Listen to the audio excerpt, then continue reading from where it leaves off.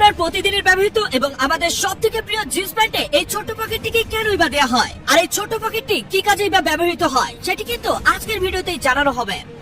আর আপনি কি জানেন, যাদের যে মাটি, এই মাটির গন্ধ কিন্তু পুরো পোড়া বারুদের মতো হয়ে থাকে। এবং পৃথিবীতে এমন একটি প্রাণী আছে যেটি কিন্তু কখনোই মারা যায় না, মানে প্রাণীটি পুরোই অমর। আর আমাদের মহাকাশ বা স্পেসে এমন ভয়ঙ্কর সাউন্ড হয় যা শুনলে সত্যি আপনার আত্মা কেঁপে উঠবে। এমন সব আজব এবং অদ্ভুত তথ্যগুলো কষ্ট করে সংগ্রহ করে আপনাদেরকে জানাচ্ছি। তাই শুরু করার আগে ছোট্ট একটি অনুরোধ, ভিডিওটিতে এখনই একটি লাইক দিয়ে দিন। 1 2 3 কি দিয়েছেন তো? চলুন তাহলে শুরু করি। নাম্বার 7, আমরা সবাই জানি মহাকাশ বা স্পেসে কোনো প্রকার শব্দ হয় না, মানে মহাকাশ পুরোপুরি শান্ত থাকে। কিন্তু আপনি জানলে অনেকটা অবাক হবেন যে মহাকাশের নিজস্ব এক ভয়ঙ্কর আওয়াজ আছে। আসলে নাসার গবেষকরা যখন ব্ল্যাক হোলের তরঙ্গ নিয়ে পরীক্ষা করছিলেন, তখন তারা একটি রহস্যময় শব্দ রেকর্ড করেন। আর এটি শুনলে আপনার মনে হবে আপনি কোনো ভূতের সিনেমার ব্যাকগ্রাউন্ড মিউজিক শুনছেন। তো চলুন তাহলে মহাকাশের শব্দটিকে শুনে নেওয়া যাক।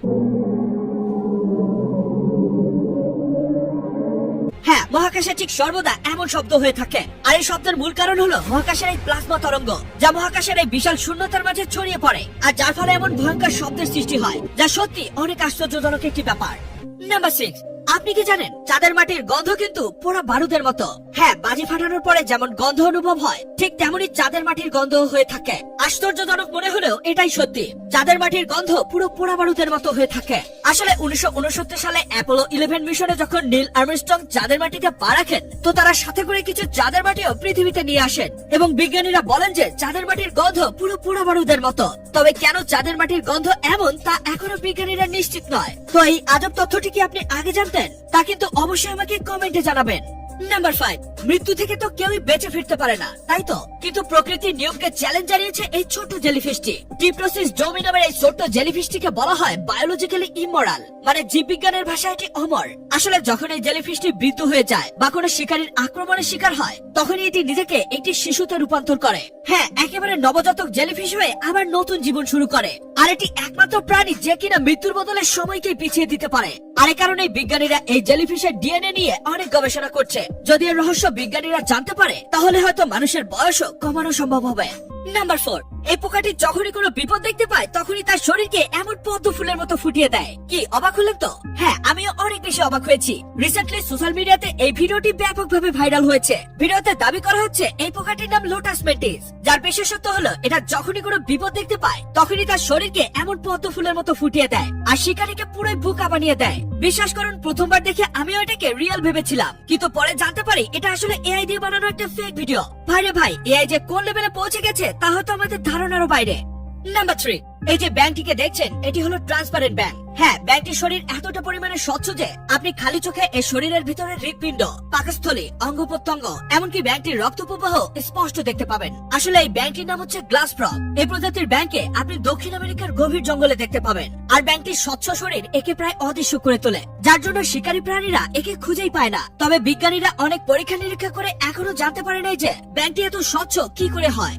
নাম্বার 2, কল্পনা করুন আপনি বিশাল সমুদ্রের বুকে জাহাজে আছেন, আর হঠাৎ করে 100 ফুট উঁচু একটি বিশাল ঢেউ আপনার দিকে ধেয়ে আসছে।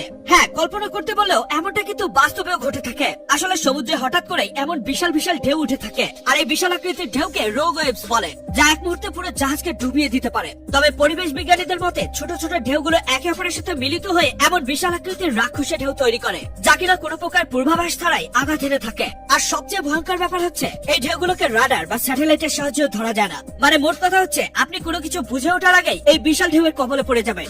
নাম্বার 1, আপনি কি জানেন আমাদের সবার প্রিয় জিন্স প্যান্টে কেন এই ছোট্ট পকেটটি দেয়া হয়? এই ছোট্ট পকেটটি দেওয়ার আসল রহস্যটাই বাকি, বা এই ছোট্ট পকেটটি কি বা এমন কাজে লাগে, চলুন জেনে নেওয়া যাক। আসলে 1873 সালের দিকে যখন জিন্স প্যান্ট তৈরি হয়, তখনই এই পকেটটিকে বানানো হয় এবং এই পকেটটির নাম দেওয়া হয় ওয়াচ পকেট। কারণ সেই সময় প্রত্যেকটা মানুষ হাতে ঘড়ি ব্যবহার করত, আর সেই ঘড়িকে রাখার জন্যই এই পকেটটিকে বানানো হয়েছিল।